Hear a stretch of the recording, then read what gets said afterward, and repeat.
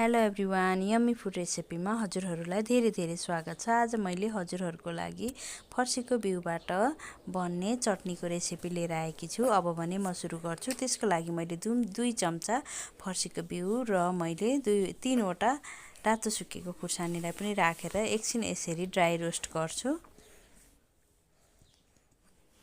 यसरी चलाउँदै भुट्दै गरेर 2-3 मिनेट मात्रै भुट्नुपर्छ। यो चाहिँ रोस्ट भइसक्छ मिडियम टु लो हिटमा।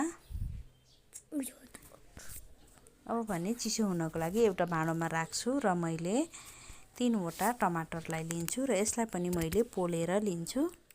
यसलाई चाहिँ मैले ग्यासमा पोल्छु। हजुरहरूलाई जसरी सजिलो हुन्छ त्यही अनुसारले पनि पोल्न सक्नुहुन्छ।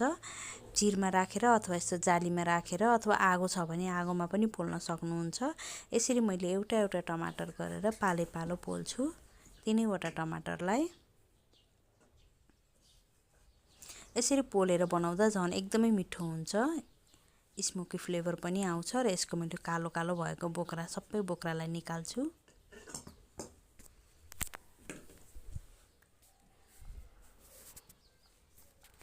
यसरी सबै बोक्रा निकालेर टमाटर पनि रेडी भयो। अब भने मैले एउटा मिक्सरको जारलाई लिएर त्यसमा मैले अघि ड्राई रोस्ट गरेको खुर्सानी र फर्सीको बिउलाई राख्छु।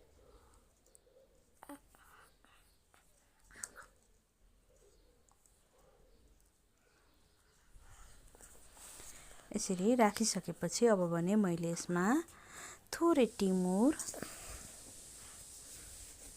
स्वादअनुसार नुन र मैले हरियो धनियालाई राख्छु। हजुरहरूलाई मन पर्छ भने थोरै अदुवा र थोरै लसुन पनि राख्न सक्नुहुन्छ। मलाई भने यतिकै मन पर्छ। अब पहिला सुरुमा चाहिँ मैले यसलाई चाहिँ मसिनो गरेर पिस्छु र त्यसपछि मात्रै टमाटरलाई राख्छु। यसो गर्नाले चाहिँ हाम्रो चटनी चाहिँ एकदमै मसिनो भएर पिसिन्छ।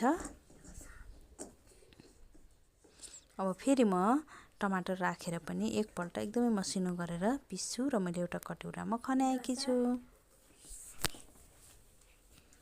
अब भने हाम्रो फर्सीको बिउबाट हाम्रो यो चटनी रेडी भइसकेको छ। यस्तै पुरा भिडियो हेरेर कस्तो लाग्छ लाइक, कमेन्ट र सेयर पनि गरिदिनु होला है। र यस्तै नयाँ भिडियोहरू हेर्नको लागि हाम्रो च्यानललाई सब्स्क्राइब पनि गरिदिनु होला र छेउमा रहेको बेल आइकनलाई प्रेस गर्न नबिर्सिनु होला।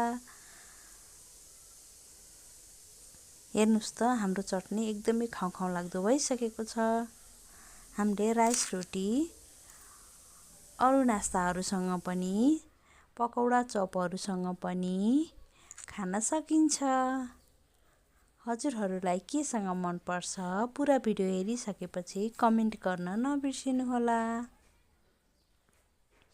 हवस् त, बाई, सी यू नेक्स्ट भिडियोमा। वाह कति राम्रो।